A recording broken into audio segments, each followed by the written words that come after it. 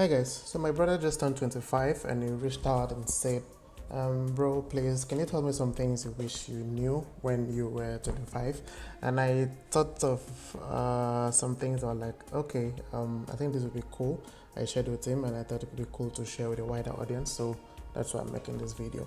So I'll just run through them, so come along with me. Number one.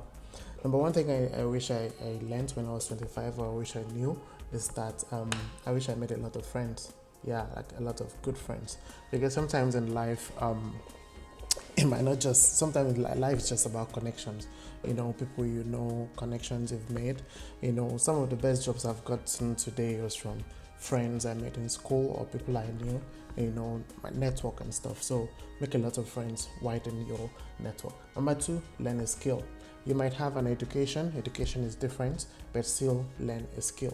You might go to school maybe to be a doctor or something, but have something else, something handy, like a handy skill that you need to know, or you to know, because sometimes that can be a lifesaver. In situations where maybe your education is not paying, you could be making some money on the side, you know, with your skill, or you could even make a lot sorts of livelihood from just, you know, physical skills that you have. Could be painting, carpentry, internal decoration, making hair, you know, doing stuff, you know, but basically something you can do with your hands. So it's different from education. Apart from education, make sure you have a skill. Number three thing I told him was to be involved in a very forward-thinking church. I included that because personally I learned a lot of things for myself from my church. Not just any church, but church that's forward thinking, that teaches you practical, active things, you know, that can link what the Bible actually says with everyday life, and how you can actually apply the Word of God in a very simplified form in your workplace, in your day-to-day relationship with people. So I learned a lot with church, and also a good platform to network, to meet a lot of people, you know, also a good platform to learn how to serve others without having asking for anything in return. That's number three. Number four thing I told him was to read everything you come across. Read a lot of books, read articles, watch documentaries, like a lot of random things. I told him I learned this from somewhere. I actually learned from a pastor in church. He said you should be uncomfortable if you're in a place and then let's say like 10 topics are being discussed and you can contribute to maybe 6 to 8 of them. You don't have to know everything like in detail about the entire 10 topics, but you should know like the basics, you know, that there is to know on that particular topic. So you only learn that from a lot of reading, doing a lot of research, just watching a lot of educative stuff, watching documentaries, just read random things other people will not read, weird topics, you know, just read, watch things, watch animations, watch documentaries, watch random movies, you know. A collective of all these things actually make you like a better person and make you very feel very learned. So like I said, if 10 topics are to be discussed, tell yourself this, that if 10 topics are to be discussed, that you should be able to contribute to at least 8 of them. Maybe not in details, but introductory you know, knowledge in those fields. That's number four, I think. And then the number five thing I told him was to learn a life skill. Remember we talked about skill earlier, that was regular skill. Now this one is a life skill. Life skills are things that you probably can survive with. For example, something like swimming. Swimming is a life skill, you know, in case you find yourself in a situation where you have to do something like that to survive, you know. Swimming is a life skill you should learn. Something like driving, you know, a skill like cooking.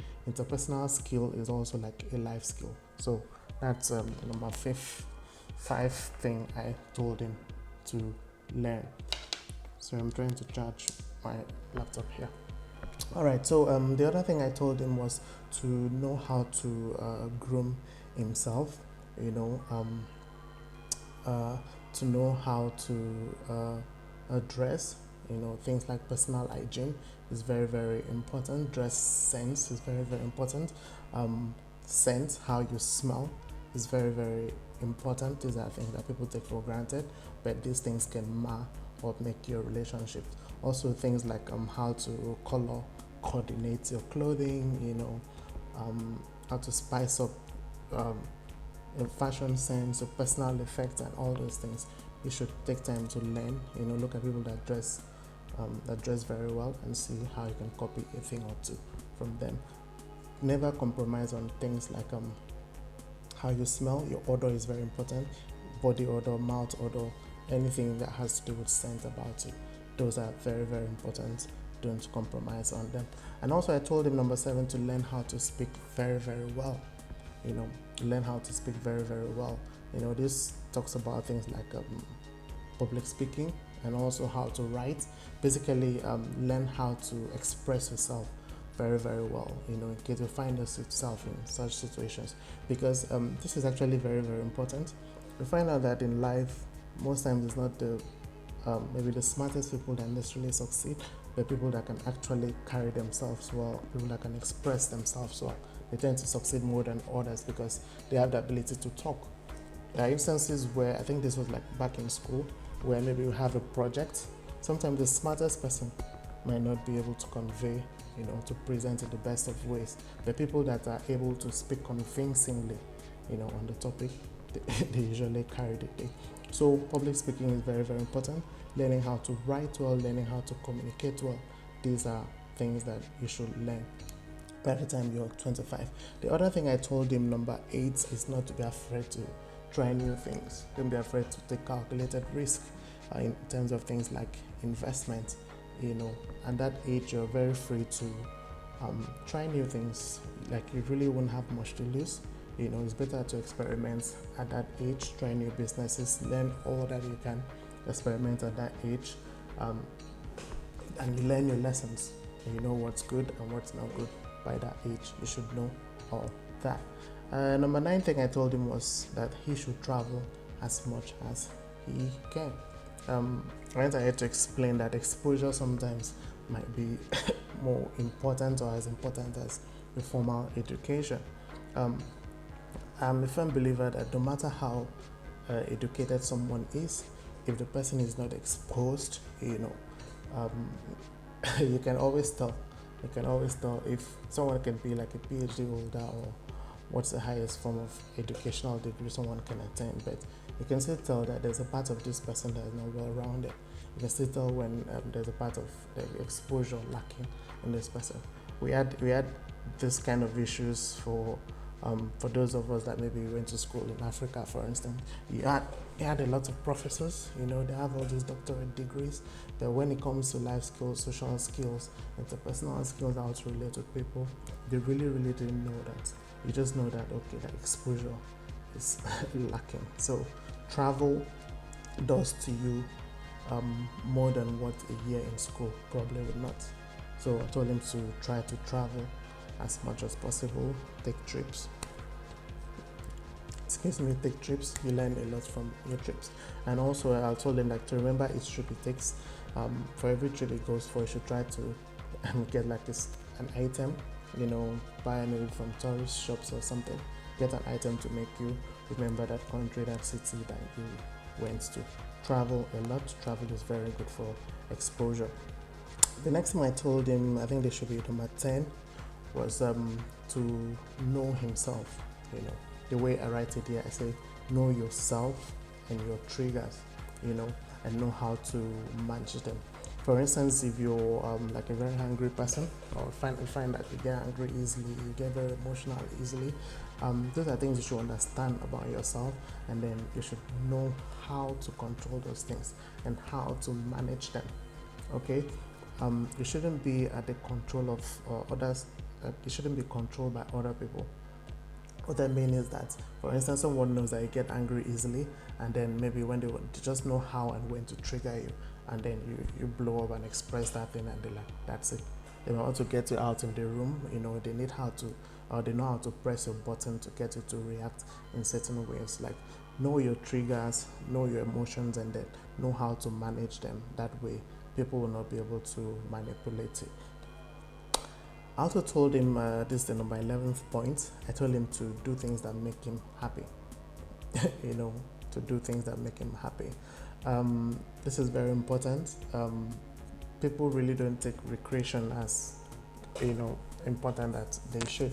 I find that, or maybe as he grows, he finds that recreation is actually very, very important. That he should proactively plan and take out time, for recreational activities and things he enjoys doing.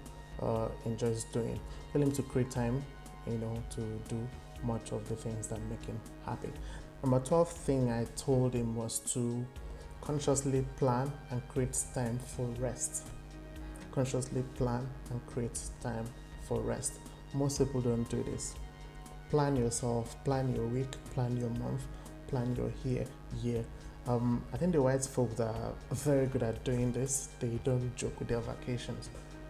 Every year they've already planned. They don't mind spending all the money they made that year or the extra money they have that year on taking trips, going to some random place, and they stay long, go for a week, 1 month, just well rested, go with the entire family, do everything there is to do in that country, in that location, and then come back refreshed.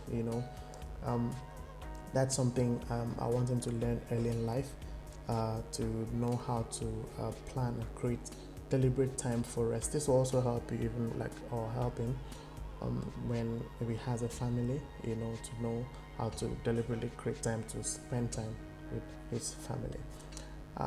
The next thing I told him, which is number 13, I think. Number 13, yes, it says everything you ever achieve in life hinges on your health. Everything you ever achieve in your life hinges on your health. So once your health is compromised, once you're sick, everything grinds to a halt. All the things you've been chasing, all the dreams and everything will automatically stop once you're not healthy. So I told him to take his health very seriously.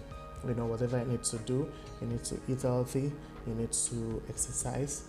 Basically I told him to, there's this thing I usually say, I think I've tweeted this once. I say you should treat your body as a house you want to live in for the next 70 years. Let that sink in.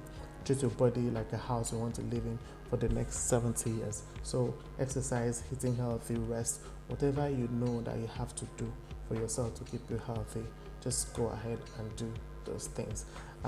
Of course, everywhere you read, if you're reading about health, there's nothing they'll talk about that they won't mention eating healthy and exercising. These are probably probably hydration, that's drinking water. These are very, very important, basically that affect all aspects of your health. Affect all aspects of your health. I tell people that your body is meant to be mechanical, in the sense that it's meant to be moving. Your body has a lot of joints, fluids, and all that muscles that are meant to move.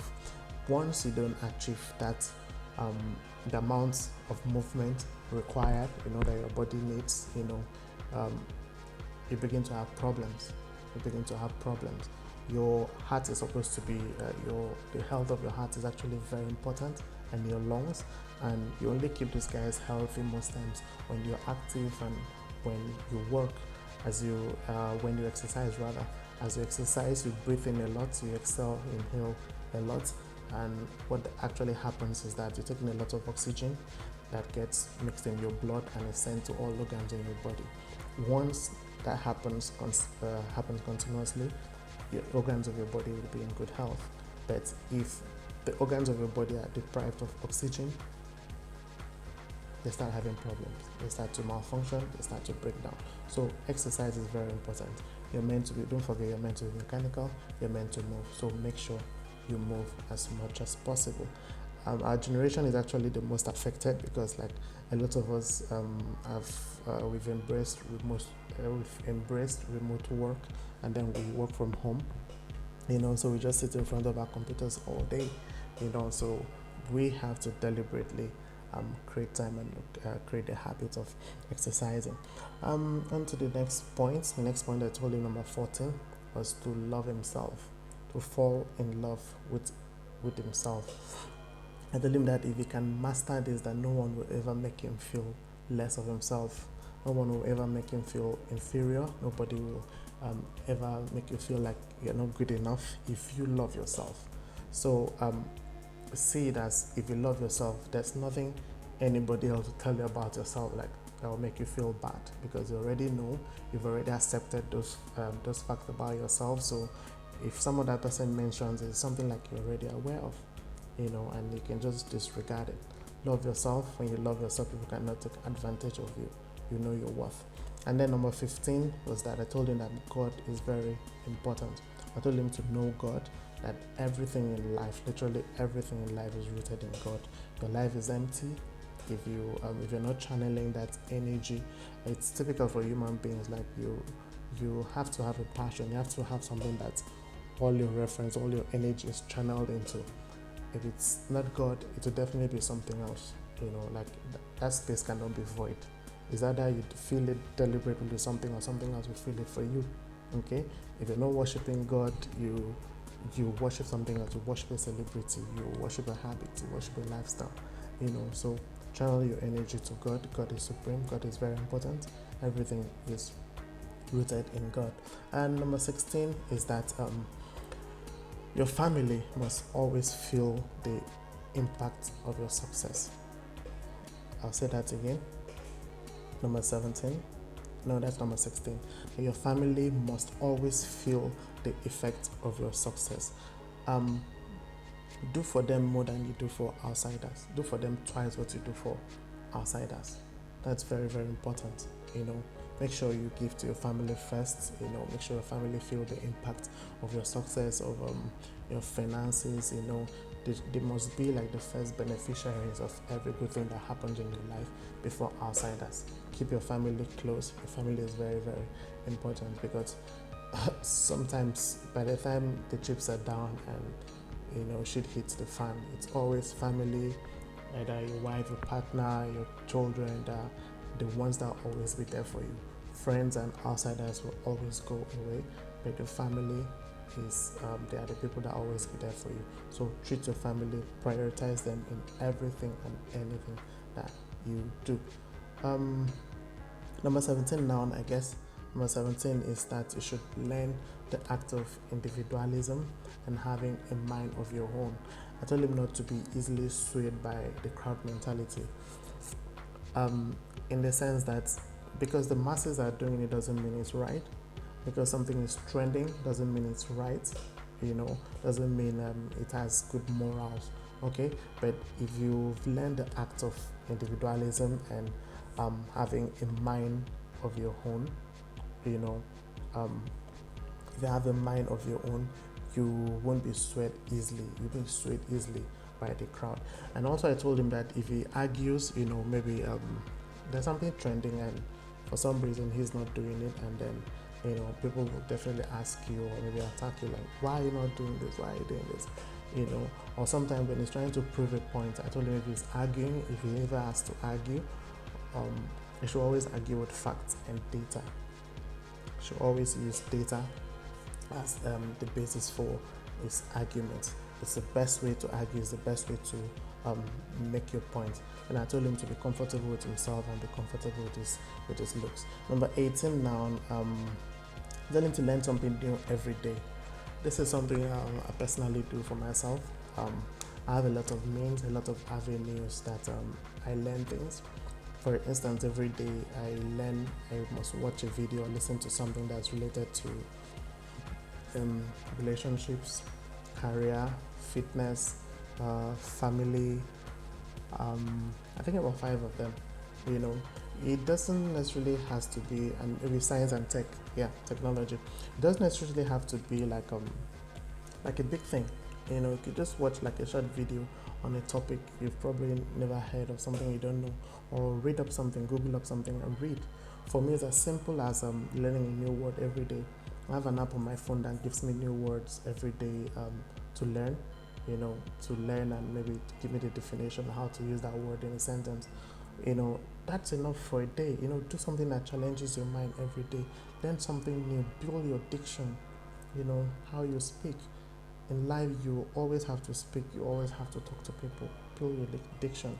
What it does, it gives you options, more option choice of words that you can use while expressing yourself. So learn something new every day, even though it's as simple as a word that you learn in a day, or a new thing. It could be from a movie, from a documentary, whatever source, podcast, whatever it is. But try to learn something new every day.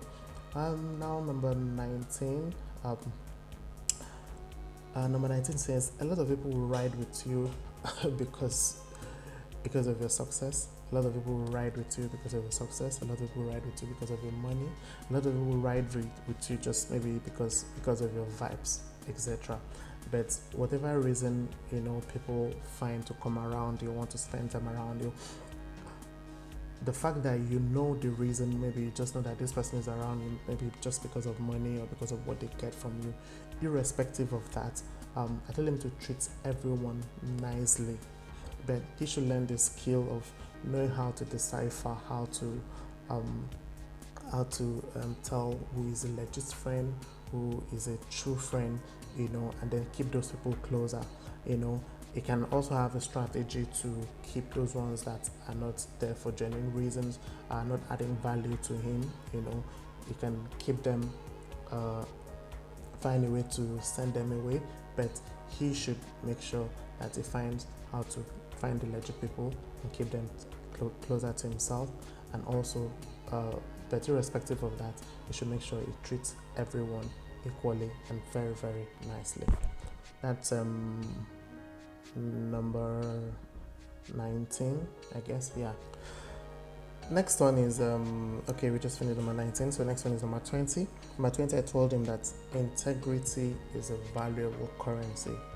Be known for it. Try as much as possible not to tell lies. Don't lie regarding anything. Let people know you to be someone that stands for truth. Because one thing about lying is that when you tell one lie, you forget it. And then also when you tell a lie, most times you need to tell more lies to cover up that lie. So integrity is very important. Try to be as credible as much as possible. Tell the truth as always. The truth will be the same today, tomorrow, and always. You won't have to try to remember what you actually said the last time. You just need to remember what actually happened.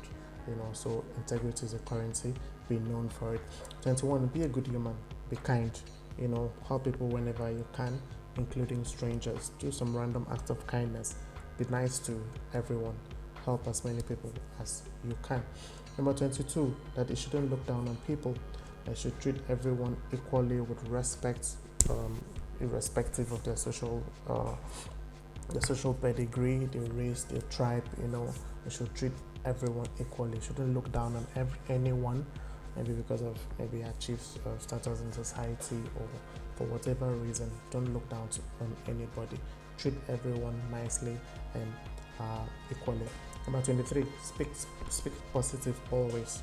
Speak positive always about yourself, about your life, about others, about situations. Speak positive. Don't be known for negativity. Don't be known as that pessimistic person. Don't be known as a negative person. Speak positive only, and that doesn't mean you should lie or you should you should try to lick people's asses. That's just be friend and speak positive every time. Number 24 is we talked about character. I talked to him about character. I told him that how this should be like the order of priority for him. You should watch out first for character. Then next thing you should watch out for is values and beauty. So the way I framed it is character, values, and beauty in that order, and that you should never compromise the first two. Now, this is very important, and this is very relatable if you're talking about in terms of maybe relationships. You're trying to choose a life partner, you're trying to be with someone. So character is very important. Don't compromise on it. The values, the person's values are very, very important. Don't compromise on it. Then beauty should always come last. Should always be like the third thing in this order of things. Character, values, beauty, in that order. And I told him not to compromise on the first two. Never compromise on character, on people's character. Never compromise on people's values. Those two don't compromise. Beauty is left to you. It's something you can do without, but character and virtue or values, don't compromise on those two. If someone does not have those first two or lacks any of those first two, it's a no-no. It's a no-no, because those two they affect every other thing in life. Beauty is so easy to forget. Beauty is an attribute that can change the next minute. It can change next month. People age, people get sick, people maybe get involved in accidents, or God forbid some silly things happen. But those are the intrinsic values that are inside in them. Those are more important than the physical one, the beauty.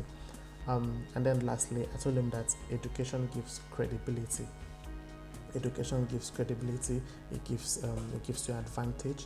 People actually believe more educated person than a less educated one. Educated people can easily sell bull to you, and then you believe them. But when someone is maybe not educated, and it's people doubt them easily. Okay, so I told him that education gives credibility. So whatever he's doing, be it in business, in marketing, if someone comes with a CV, let's say two persons in this equation, in this equation, and maybe the other person does not have any, let's say, a degree, a higher degree, and then this other person is telling you that he graduated from an Ivy League school, like an Oxford or MIT, Yale or something, and if they give you like a business proposal, you're definitely and naturally more inclined to believe the Oxford guy, the guy from the Ivy League school, okay, than this other person with no pedigree, no academic background and stuff. So education gives you credibility. It sort of makes your life easy. It's like it helps you like putting one foot in the door. Okay, it gives you credibility. People will doubt you less when they say that, okay, you have the background for it, you have the background to back up these things. Even when it comes to maybe choosing people for positions and stuff, education definitely gives you an advantage. Gives you an advantage. So education gives you credibility. That's why you see most things in business, in technology, in application development, like anything, in startups, once they just tell you, they're always eager to say, these guys are Oxford graduates, these guys are from Stanford, these are the guys that are MIT. Once the proposal is backed with those Ivy League schools, somewhere in the sentence, they sell faster. People believe them faster. So education is very, very important. If you can as much as possible, try to make sure that your master's degree is in a different school, in a different country than you did, like maybe your first degree, like your BSc. Try to make your master's degree international, or whatever secondary degree you want to have. Try to make it international, in the sense that go to a different country, go to a different school. You need that exposure, you need that networking. It just sort of exposes you to how things are done in different parts of the world. So these are like I just choose these 25 things. These are like 25 things I told him, among other things, but these are like some of the things I discussed with him. I hope this was also helpful with you, for you, and I hope that you've picked up a thing or two from this that you can add to your life. I think I'll try to maybe list all the points and then put it in the description for this video when I post it. Feel free to use this, maybe improve on it or add or remove whatever you want, and then use it as you deem fit. Thank you for watching, and I'll see you in the next video.